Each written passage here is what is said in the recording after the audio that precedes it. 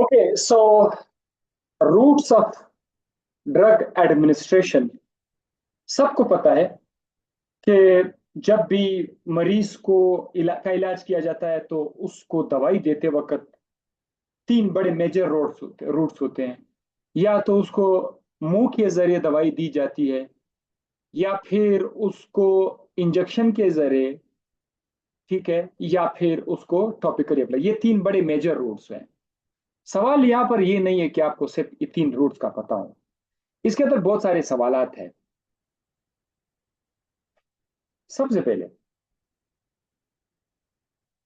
यहां पर अगर आप देखिए, ये आपके सेल हैं।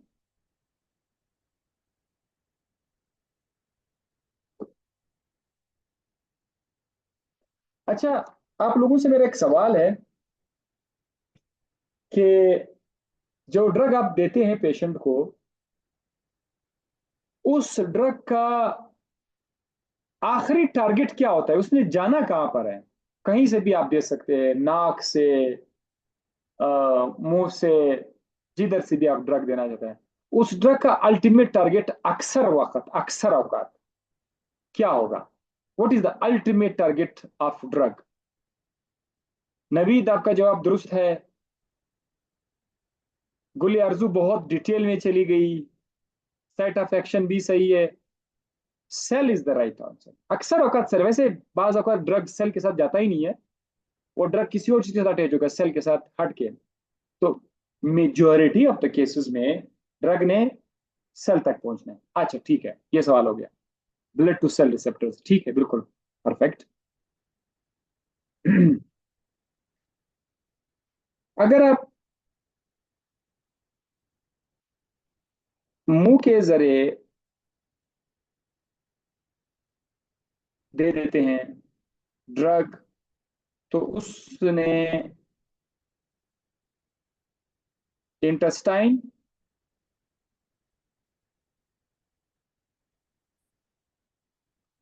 इंटेस्टाइन में आना है। और इंटेस्टाइन के साथ फिर क्या चीजें कनेक्ट है? खून की नालियां कनेक्ट हैं, ब्लड।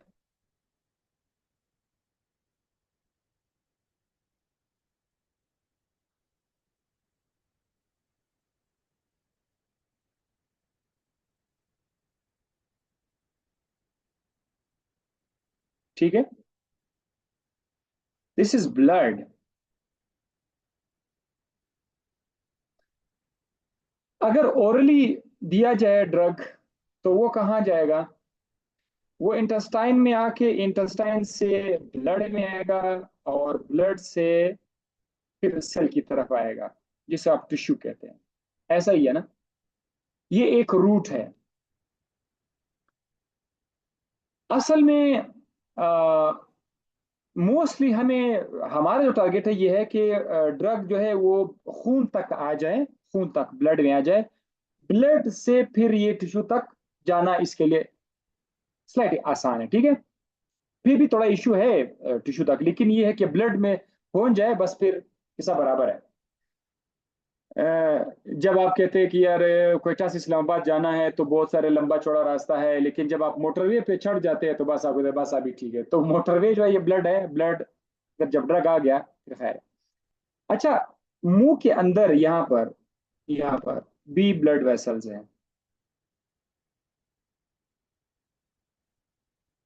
इधर भी ब्लड है।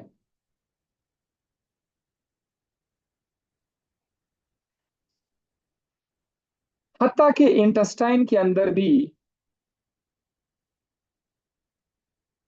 ब्लड वेसल्स हैं। आपकी सॉरी, स्टमक के अंदर, इंटेस्टाइन के अंदर तो है, एक जहर इंटेस्टाइन तो कनेक्ट है इसके साथ।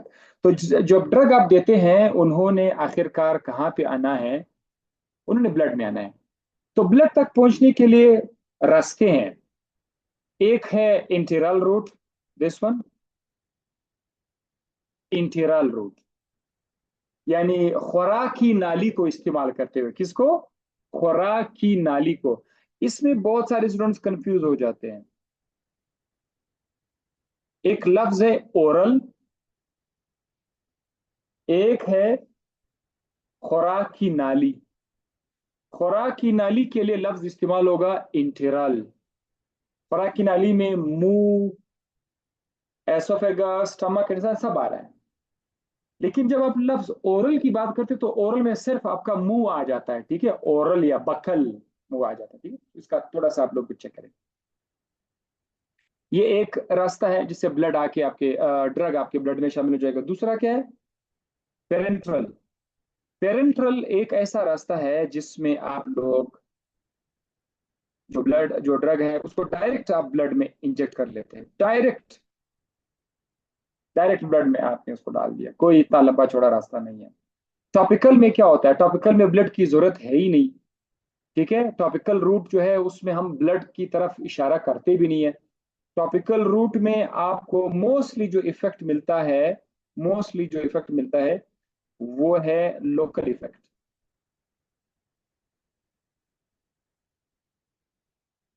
आप एक खास जगह पर आप इफेक्ट देखना चाहते हैं, ठीक है। मिसाल आपका जिल्द है, उसको सुन करना चाहिए, बेहोश करना चाहिए, उस पर दवाई डाल देते हैं, so this is local effect. So बहरहाल इसमें भी ये है कि ड्रग आपके सेल के साथ कनेक्ट हो जाता है टॉपिकल में भी। अब मेरा सवाल बहुत ही प्यारा सा सवाल है।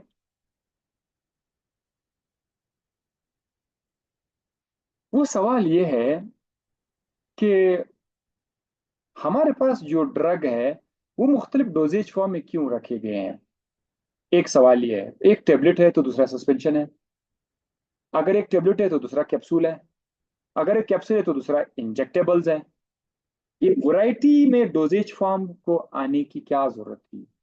सबको पता होगा इसका जवाब, कि मरीज की नेचर अलग है। मरीज का जरा देखो क्या किसी ने कहा है, according to patient, yes, according to the patient condition. मरीज की कंडीशन अलग है, मरीज का नेचर अलग है। मरीज हमारे पास एक तरह थोड़ी है। कभी तो वो छोटा बच्चा है या वो बच्ची है, कभी तो ये मेल है या वो फीमेल है, या जवान है या वो बूढ़ा है। तो ये हालात है। या दोनों जवान है लेकिन एक में गुर्दे का प्रॉब्लम है, एक में जो है गुर्दा ठीक है लेकिन लिवर का इशू है।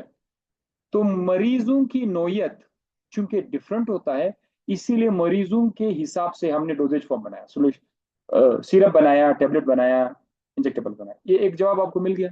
हाँ जी। दूसरा दूसरा जवाब मैंने यहाँ पर वो किया हुआ है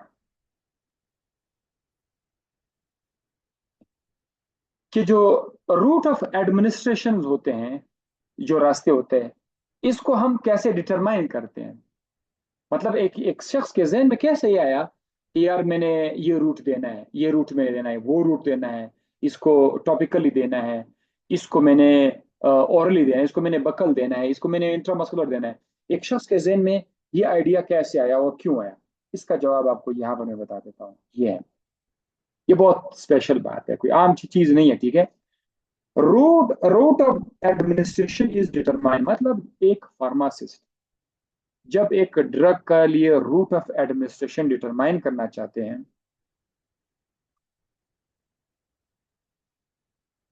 तो दो चीजें हैं जो ये डिटरमाइन करेगा कि इस फलाने ड्रग का कौन सा रूट सूटेबल है। दो बातें याद रखनी। Number one, properties of drugs. Properties of the drugs, drug की प्रॉपर्टीज को देखा जाएगा। ड्रग की प्रॉपर्टीज को क्या मतलब? कि इसकी सॉल्युबिलिटी कैसी है, आया ये हाइड्रोफिलिक है, आया ये आयनाइजेबल है, कि है ना। ये तो ड्रग की प्रॉपर्टीज है, जो भी ड्रग आपके पास आएगा देखना है कि सॉल्युबिलिटी कैसी है, ये हाइड्रोफिलिक है या नहीं है, ये आयनाइजेबल है या नहीं है। तो इन बातों को यानी ड्रग की जो प्रॉपर्टीज है उसको सामने रखकर डिसाइड किया जाएगा कि इसके लिए कौन सा रास्ता सही है, ठीक है। ड्रग की प्रॉपर्टीज को सामने रखकर डिसाइड किया जाएगा कि इस ड्रग को कौन से रूट पे जाना होगा तो ये इसके लिए सूटेबल है, ठीक है। तो ये बातें हम लोग नजर रखते हैं। डिफरेंट ड्रग्स के डिफरेंट प्रॉपर्टीज है तो वो डिफरेंट रूट्स में जाएंगे। एक। नंबर दो, थेराप्यूटिक ऑब्जेक्टिव्स। इलाज की खातिर, इलाज हमारा टारगेट है, हम इलाज के लिए, मरीज की आसानी के लिए बहुत सारी आसानियां बनाना चाहते हैं। हमारी ख्वाहिशात बहुत ज्यादा है, हमारी ख्वाहिशात ज्यादा है।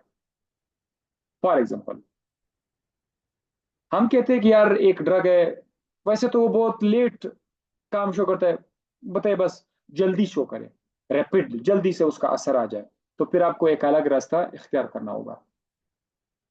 या आप कहते हैं कि मैंने एक दवाई को लंबे अरसे तक देना है, मैं नहीं चाहता कि बार बार दे दूं, मैं तंग आ गया हूं, ये क्या मजाक है, सुबह दोपहर शाम को तीन तीन बार ले लो, सुबह भी खा लो, दोपहर को भी खा लो, शाम को भी खा लो, अगले रोज फिर सुबह दोपहर शाम को, ये क्या मजाक है। मरीज को मैं तंग आ गया हूँ। जो बंदा ने एक दो दिन के लिए खाना है या एक हफ्ते के लिए खाना है वो तो ठीक है, लेकिन जब आप किसी मरीज को 3 महीने का ट्रीटमेंट देते हैं, 2 महीने का, वो बेचारा तो बार बार रोज रोज को खा करके क्या इसकी क्या हालत हो जाएगी। तो कहते यार मुझे लॉन्ग टर्म ट्रीटमेंट के लिए ये अलग से डोज बनाओ, तो फिर उसका रास्ता अलग कर देते हैं, उसका रास्ता अलग कर देते हैं। और ट्रांसडर्मल पैच जो हम लोग बनाते हैं, स्किन पे रखते हैं, फिर उससे लंबे अरसे तक दवाई आस्ता आस्ता निकलती, आस्ता आस्ता निकलती लंबे अरसे तक। और मुझे बड़ा अच्छा लगा था ट्रांसडर्मल पैचेस में, जो मसल के अंदर या तो इम्प्लांट करके रख लेते हैं या ऊपर रख लेते हैं, तो वो आस्ता आस्ता ढक देते हैं, फिर उसको बार बार देने की जरूरत नहीं होती इंजेक्शन या उसके लिए। तो ये हमारी ख्वाहिशात है, हम कहते हैं लॉन्ग टर्म मिल जाए, शॉर्ट टर्म मिल जाए। या एक और ख्वाहिश भी हमारी ये है, या मैं ड्रग को उधर नहीं ले जाना चाहता, ये अगर मैं ये वाला रास्ता इख्तियार करूं तो इस रास्ते में ड्रग खराब हो जाएगा, भाई ये रास्ता बहुत खराब है। जैसे कि आजकल वो कौन सा इलाका है जिस पे ट्रैफिक नहीं जा सकता है, बड़ा सख्ती है उधर, लोगों को मारते हैं क्या नाम था उसका, अल्लाह माफ करे। उस पे मैं बहुत वो सवाल, ये अभी टॉपिक में उसकी याद आ गई। तो उस रास्ते पे कौन जाना चाहेगा इस बार। इसी तरह हमारे बॉडी के अंदर भी हम लोग ड्रग को नहीं चाहते हैं कि, और वो बाज ड्रग ऐसे है कि अगर आप ओरली दोगे ना, तो वो जाकर लिवर के अंदर उसकी तोड़ फोड़ हो जाएगी। हाँ ये देखो, ये आपका, सपोज ये आपका स्टमक है, इंटेस्टाइन है, तो यहाँ पर लिवर भी है, यहाँ पर लिवर भी है। ड्रग बेचारा जब आएगा तो एक तो स्टमक में इसके लिए प्रॉब्लम हो सकता है, प्रॉब्लम, प्रॉब्लम। स्टमक में क्या प्रॉब्लम हो सकता है, जल्दी जवाब दो, हला शाबाश। स्टमक में ड्रग के लिए क्या प्रॉब्लम हो सकता है, हला भाई जल्दी जवाब दो। स्टमक में ड्रग के लिए क्या प्रॉब्लम हो सकता है। यस, स्टमक में तेजाब है, वो तेजाब उस ड्रग को खराब कर सकता है, तोड़फोड़ हो सकती है, तेजाब है। Mubina Shah correct, Israr correct, yes all are correct. हम्म। अच्छा, ये प्रॉब्लम स्टमक में हो सकता है, यानी एसिडिटी का इशू हो सकता है। बहुत सारे ड्रग है उसको तेजाब एसिड से बड़ा चिढ़ आता है वो। हाँ, लिवर में क्या प्रॉब्लम हो सकता है, लिवर में प्रॉब्लम हो सकता है, लिवर। बताओ भाई, लिवर में क्या प्रॉब्लम हो सकता है। हाँ,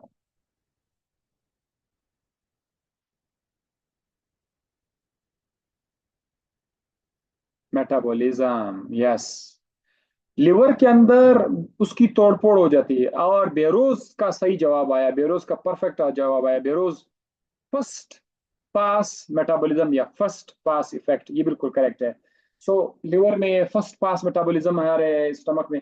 बाज ड्रग बेचारे इतने बदकिस्मत ड्रग होते हैं कि वो स्टमक में उनको जो है खराब किया जाता है, या लिवर में जाकर वो सब के सब डिस्ट्रॉय हो जाते हैं।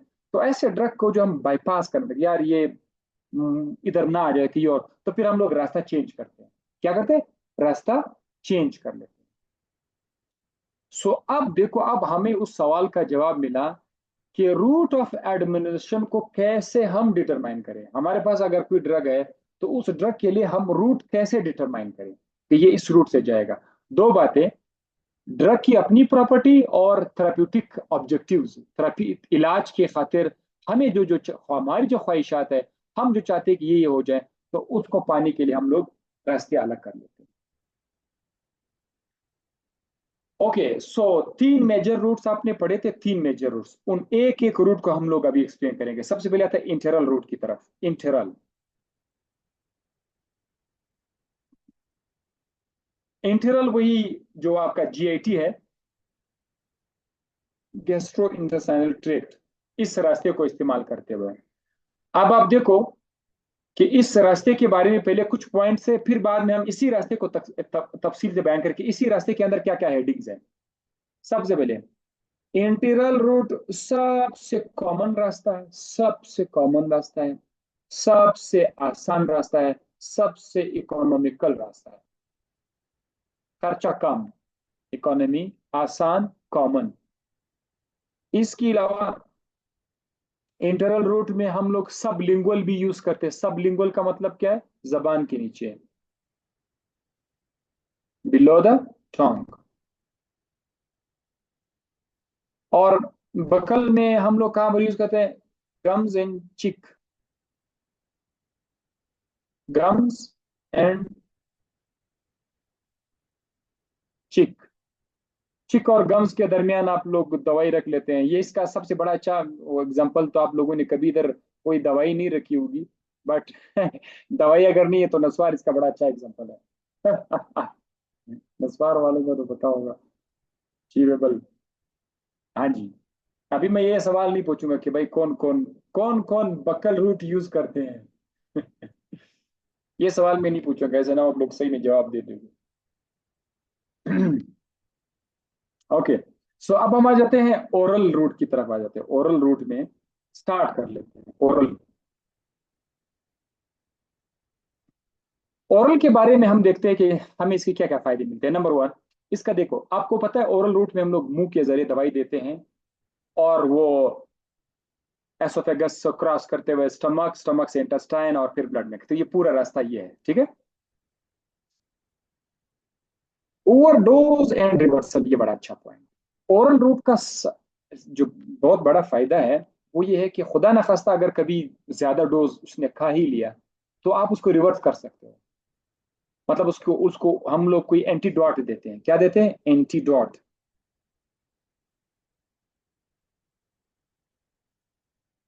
एंटीडॉट देते हैं, स्टमक में गया कोई जहर, हम लोग उसको एंटीडॉट देते हैं, वो जहर उधर ही उसके पेट के अंदर डिस्ट्रॉय कर देगा। या फिर उसको ऐसी दवाई दी कि उसको उल्टी आ जाए।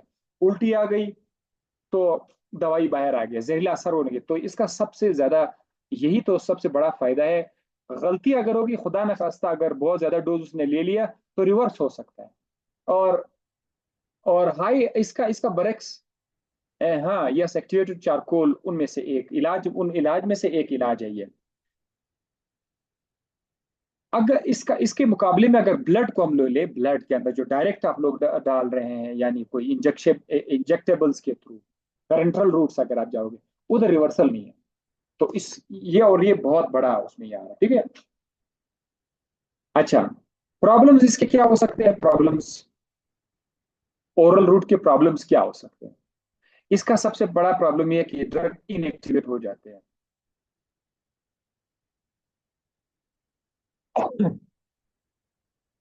किस वजह से इनएक्टिवेट हो सकते हैं? एचसीएल क्या, स्टमक के अंदर एचसीएल है, स्टमक के अंदर एंजाइम है, तो उनसे वो ड्रग इनएक्टिवेट हो सकता है। ये प्रॉब्लम है। और दूसरा क्या है? First pass effect. ये जो आपका पेरेंटल रूट है, ये मैंने जैसे आपसे कहा था कि इंटेस्टाइन है, ये आपका इंटेस्टाइन है। Intestine, intestine. इंटेस्टाइन से दरअसल असल में पहले एक रख गया हुआ है लिवर के अंदर। लिवर, लिवर के बाद फिर ब्लड जो है वो कहीं और पे जाएगा, ठीक है। तो जब भी कोई ड्रग आपके इंटेस्टाइन में आएगा, मोस्ट प्रोबेबली वो इंटेस्टाइन से लिवर में पहले जाएगा। ये नहीं कि डायरेक्ट ब्लड में है, ठीक है, ब्लड में आएगा, लेकिन वो ब्लड से कहाँ पे जाएगा? लिवर में जाएगा, और लिवर के बाद फिर वो अपने टारगेट तक जाएगा। सो ये इसका, तो लिवर में उसकी तोड़ फोड़ हो सकती है। This is called what? First pass effect. अब इलाज क्या है?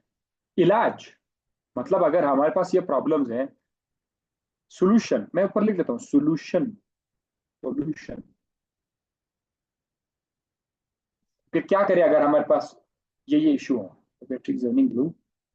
Okay, one minute.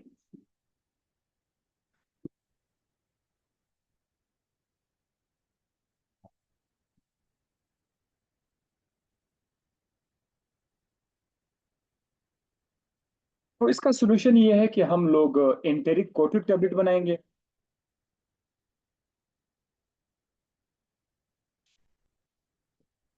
Enteric coated tablet, ये क्या है? ये प्रोटेक्ट करेगा फ्रॉम एसिड। आपके स्टमक के अंदर जो एसिड है या एंजाइम है उससे उसकी हिफाजत करेगा, ठीक है, उससे उसकी हिफाजत करेगा। सो ये हो गया। इसके इसका एग्जांपल क्या है? Omeprazole. Just a minute, just a minute, मैं आपको ये बात अभी बताता हूँ। पॉज कर लेते हैं। ओके, छोटा सा गैप था।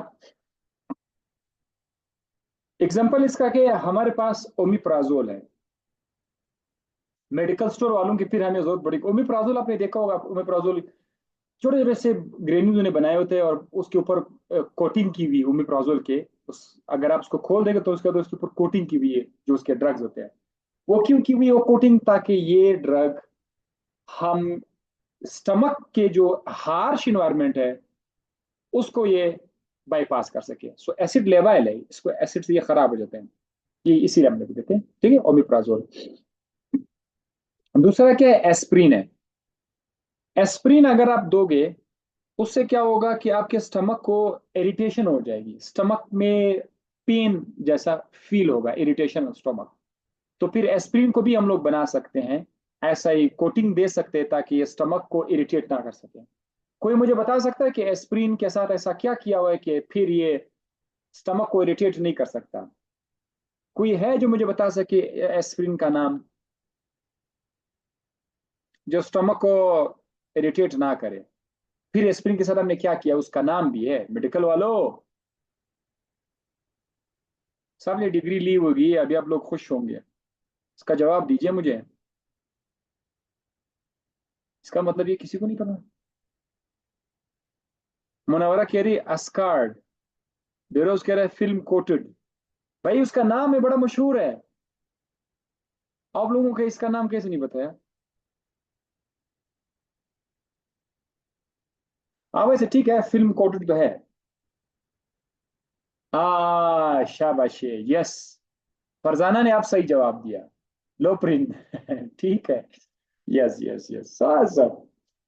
बड़ा अच्छा लगता है बंदा देख के मेडिकल स्टोर में काम कर। अच्छा, आम बंदे को क्या पता, आम बंदे को क्या पता वैसे मेडिकल वाले जो फार्मासिस्ट होगा। मैं जब किसी मेडिकल स्टोर पे फार्मासिस्ट को देखता हूँ तो मुझे बड़ा मजा आता है। मैंने कहा यार ये एंजॉय करेगा अगर उसने सही फार्मेसी की हुई हो। और अगर उसने नकल कर करके दबा दबा के फार्मेसी की होगी, वो मेडिकल में क्या करेगा भाई? Extended release ER. अब ये उसी टॉपिक के अंदर एक और दवाई है, एक्सटेंडेड रिलीज। हमारी ख्वाहिशात है, हमारे थेरापेटिक ऑब्जेक्टिव्स है कि दवाई जो है वो आमतौर पर होता क्या है, आपके ब्लड के अंदर, ये आपका खून है। जब आप कोई टेबलेट ले लेते हैं तो टेबलेट शुरू में आकर आपके ब्लड के अंदर उसका लेवल बढ़ जाता है, शुरू में ऐसा बढ़ गया, ठीक है। कुछ देर के बाद वो दवाई वापस निकलना शुरू हो जाएगी, फिर से आपके ब्लड के अंदर उसका लेवल कम हो जाएगा। फिर आपने एक और टेबलेट ले लिया, उससे क्या हुआ कि फिर आपके ब्लड के अंदर उसका लेवल बढ़ गया, लेकिन फिर वो लेवल कम हो जाता है। फिर आपने कुछ देर के बाद टेबलेट ले लिया, फिर लेवल बढ़ गया, लेवल कम हो गया। ये अप्स एंड डाउन आप देख रहे हैं, ups and down, ups and down. इसको स्विंग्स बोलते हैं, स्विंग्स। ये जो स्विंग्स है ना, अप्स एंड डाउन, ये अच्छे इलाज में इसको पसंद नहीं किया जाता। यार ये क्या मजाक है, ड्रग ज्यादा हो रहा है, कम हो रहा है, फिर ज्यादा, फिर कम, फिर कम। कुछ दिनों के बाद फिर आपके ब्लड में एक नॉर्मल लेवल आ जाएगा, ऐसे ऐसे नॉर्मल लेवल आएगा, लाइक दिस। राइट। इसे कहते हैं एक खास डोज हमने मेंटेन कर दिया, बस ये ऊपर नीचे नहीं हो रहा है। तो अगर आप चाहते हो कि ड्रग जो है वो आपके बॉडी में इस तरह रिलीज हो जाए कि आहिस्ता आहिस्ता रिलीज हो रहा है और मुसलसल रिलीज हो रहा है, आहिस्ता आहिस्ता और मुसलसल, मुसलसल आज भी जितना रिलीज हो रहा है कल भी उतना रिलीज हो रहा है, परसों भी उतना रिलीज हो रहा है, खून के अंदर उसका लेवल बहुत मेंटेन है। ये नहीं कि खून में कभी ज्यादा कभी कम, कभी ज्यादा कभी कम, स्विंग्स नहीं है।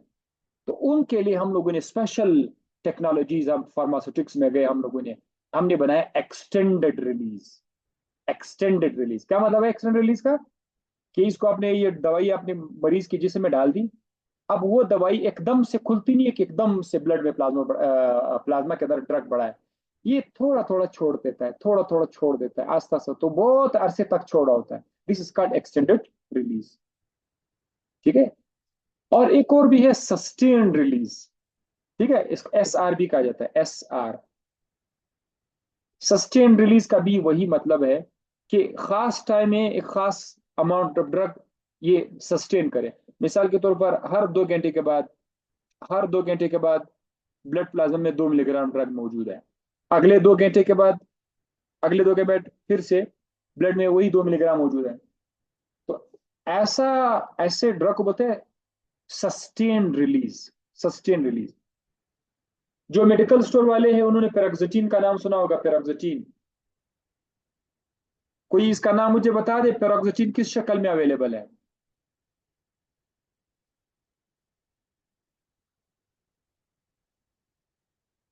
Such antibiotics drug, testosterone depot tablet. हाँ अब्दुल कबीर, ठीक है। पैरासेल, C R, yes, C R, C R, S R. आप लोगों ने पेरोक्सिटीन का नाम सुना है ना? S R, C R. C R क्या है? Control release. कंट्रोल का तो ये मतलब है कि उसका रिलीज एकदम से नहीं हो रहा है, आस्ता आस्ता वो रिलीज कर रहा है, तो उसका कंट्रोल रिलीज है, सस्टेन रिलीज। ठीक है। ये बातें वैसे भी हम लोग उसमें भी दोबारा फार्मास्यूटिक्स में भी आएगी, लेकिन हम यहाँ पर भी देख रहे हैं। अच्छा, maintain therapeutic range over long duration. इसका एक और फायदा क्या है कि अगर आप ज्यादा अरसे तक एक खास रेंज, कोई खास ड्रग, आप कहते हैं यार मैं चाहता हूँ खून में 2 मिलीग्राम बस रहे, खून में 2 मिलीग्राम रहे, तो ये आपका थेरेपेटिक रेंज है। और वो कहते हैं कि आप कहते हैं कि यार बस ये 1 महीने तक रहे। अगर आपकी इस तरह की बड़ी ख्वाहिश है कि एक खास अमाउंट खून में एक खास अरसे तक रहे, तो आप फिर आपको क्या लेना पड़ेगा? आपको ये जो कंट्रोल्ड रिलीज है या सस्टेन रिलीज है या एक्सटेंडेड रिलीज है, ये आपने रखना होगा, एक्सटेंडेड रिलीज। अच्छा, अक्सर औकात किस ड्रग को हम लोग एक्सटेंडेड रिलीज बनाते हैं? ये एक बात स्पेशल सवाल है, किस ड्रग को, कैसे ड्रग को हम एक्सटेंडेड रिलीज बनाते हैं?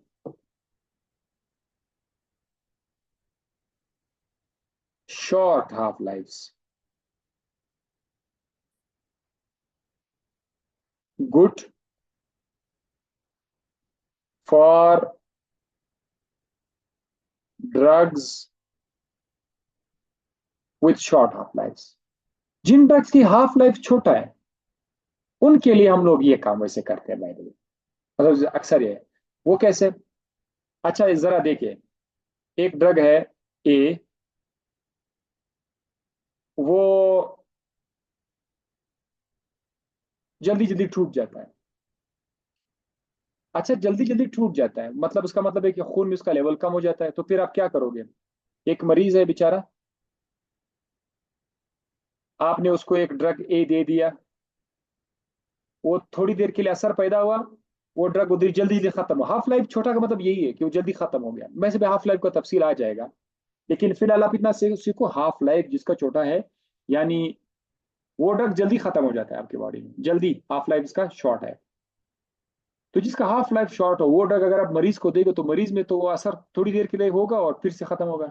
फिर आप क्या करोगे? इस बेचारे को बोलोगे और ले लो, फिर खाओ, फिर उसके अंदर असर होगा, वो जल्दी खत्म होगा, बोलते हैं यार बस दर्द दर्द फिर आ रहा है। फिर आप बार बार क्या करोगे?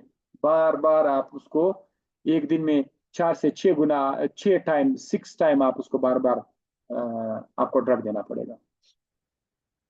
तो ऐसे ड्रग्स को हम लोग फिर ये एक्सटेंडेड रिलीज फॉर्म में बनाते हैं या सस्टेन रिलीज फॉर्म में बनाते हैं, ताकि मरीज को बार बार दवाई लेने की जरूरत ना हो, और वो एक बार वो ले ले फिर उसकी बॉडी के अंदर वो रिलीज हो रहा हो। जैसे कि मॉर्फिन, मॉर्फिन जो दर्द के लिए इस्तेमाल करते हैं, पेन के लिए, इसका 2 से 4 घंटे हाफ लाइफ है। 2 से 4 घंटे तक इसका असर रहता है, उसके बाद इसका असर खत्म हो जाता है। तो इसका मतलब ये है कि अगर किसी को दर्द है, शदीद दर्द है, तो आप उसको अगर ओरल मार्फिन एक बार दोगे तो 2 से 4 घंटे तक तो उसका दर्द चला जाएगा। अगले के बाद फिर क्या करोगे, अगले 2 घंटे के बाद फिर आप उसको दवाई दोगे, अगले 2 घंटे के बाद दिन में 24 घंटे है, तो 24 घंटे कम से कम आप जो है उसको 10 10 10 टाइम्स तो आप उसको बार बार वो दवाई दोगे, बेचारे की क्या हालत रहेगी। तो इसीलिए जो ओरल मार्फिन है उसको हम लोग एक्सटेंड रिलीज फॉर्म में बनाते हैं। सबलिंगुअल या बकल रूट, इसको जरा देखें। इसका सबसे बड़ा फायदा क्या, ईज ऑफ एडमिनिस्ट्रेशन। आसानी से, ये देखो जबान में आसानी से डाल दिया, जबान के नीचे डाल दिया, आसानी, एक ये फायदा इसका। रैपिड एब्जॉर्प्शन, बहुत तेजी से आपके मुंह के अंदर भी ड्रग एब्जॉर्ब हो जाए, डायरेक्ट खून में जाएगा। यानी ये ड्रग आपके स्टमक में, नहीं नहीं नहीं, उसके बाद उसको तो छोड़ो, आपके जबान के नीचे रखोगे तो वो डायरेक्ट आपके खून में चला जाएगा, जबान के नीचे रखोगे। सो डायरेक्ट रैपिड एब्जॉर्प्शन है। बाईपास जीआईटी, जाहिर है आपने जबान के नीचे रखा, डायरेक्ट खून में गया, तो ड्रग को ना स्टमक का प्रॉब्लम रहेगा, ना इसका लिवर का। Avoid first pass effect. तो first pass metabolism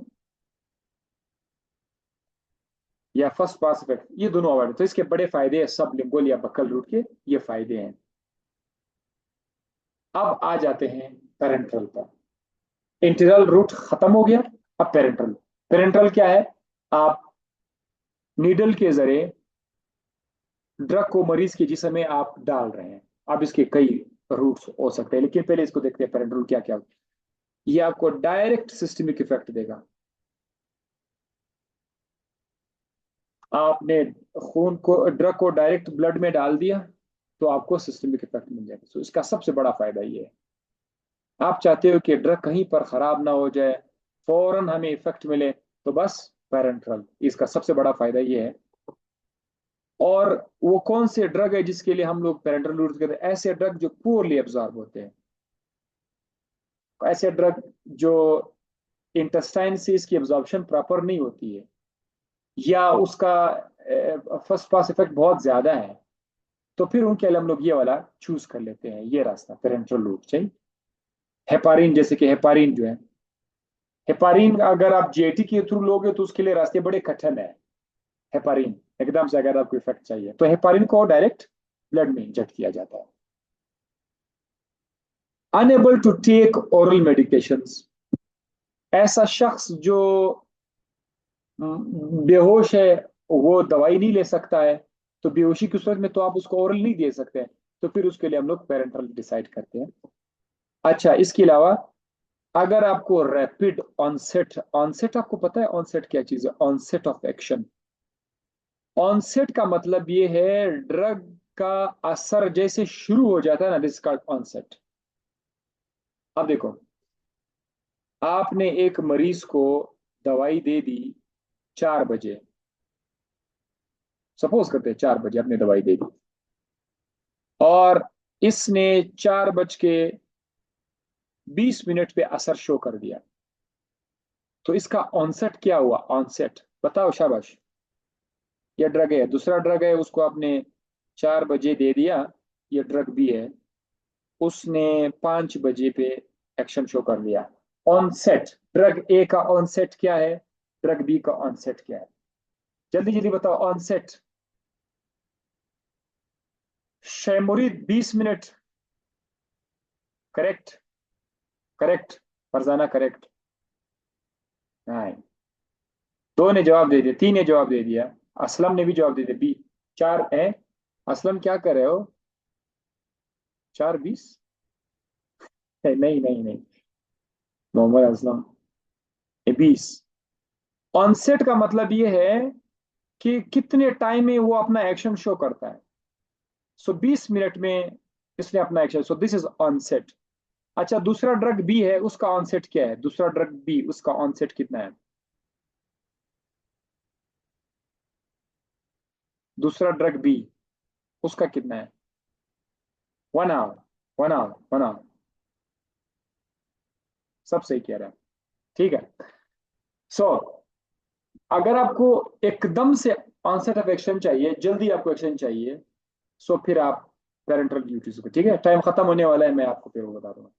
most control over dose, आप डोज पर बड़ा अच्छा कंट्रोल कर सकते हैं। आप अपनी मर्जी से जितना आप चाहो उसके ब्लड के अंदर आप डाल सकते हो, बहुत ज्यादा कंट्रोल है। आपके पास इंजेक्शन है ना, सिरिंज है, या आपकी मर्जी से, या ड्रिप आपने चढ़ाया हुआ है, कतरे कतरे आ रहा है, आपके कंट्रोल में है, बटन ऊपर करो नीचे कर दो। So most control over the dose, ये आप कंट्रोल कर सकते हैं। नेक्स्ट लिंक भेज